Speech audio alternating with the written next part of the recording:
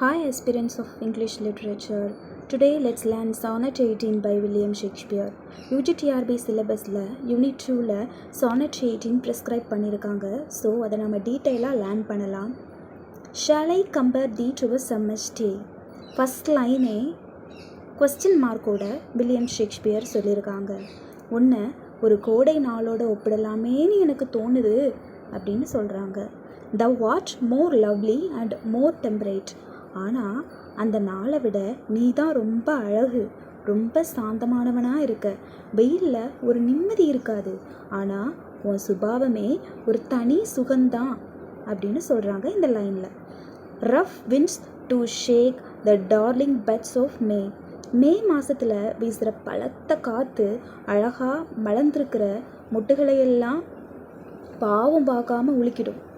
And summer's leaves hath all too short a date.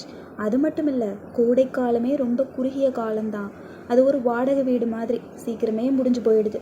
Sometime too hot the eye of heaven shines.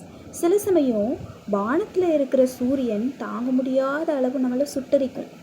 And often is his gold complexion dimmed. பல சமயம் மேகமூட்டத்தில் அந்த சூரியனோட தங்க நிற முகமே தெரியாமல் போயிடுது. And every fair from fair sometime declines. இந்த உலகத்தில் அழகுன்னு எது சொன்னாலும் ஒரு நாள் அது கண்டிப்பாக மங்கத்தான் செய்யும். By chance or nature's changing course and trimmed.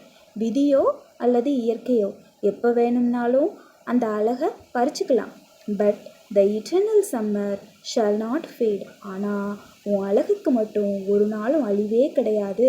உன்னோட இந்த இளமை பொலிவு இன்னைக்கும் குறையாது. Nor lose possession of that fair thou ஆவ்ஸ்ட்.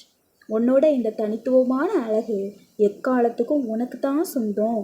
நார் shall death crack thou wanderest in his shade.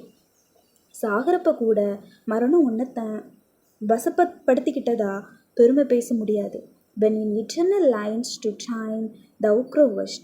ஏன்னா இந்த கவிதை காலத்தை தாண்டி என்றைக்கும் வாழ்ந்துக்கிட்டே இருக்கும். அதே மாதிரி நீயும் வாழ்ந்துக்கிட்டே இருப்ப. So long as men can breathe or eyes can see. இந்த உலகத்தில் மனுஷங்க உயிரோடு இருக்கிற வரைக்கும் அவங்களோட கண்கள் எல்லாம் இந்த கவிதையை படிக்கும் வரைக்கும் so long lives this and this gives life to thee. இந்த கவிதையும் உயிர்ப்போடு இருக்கும்.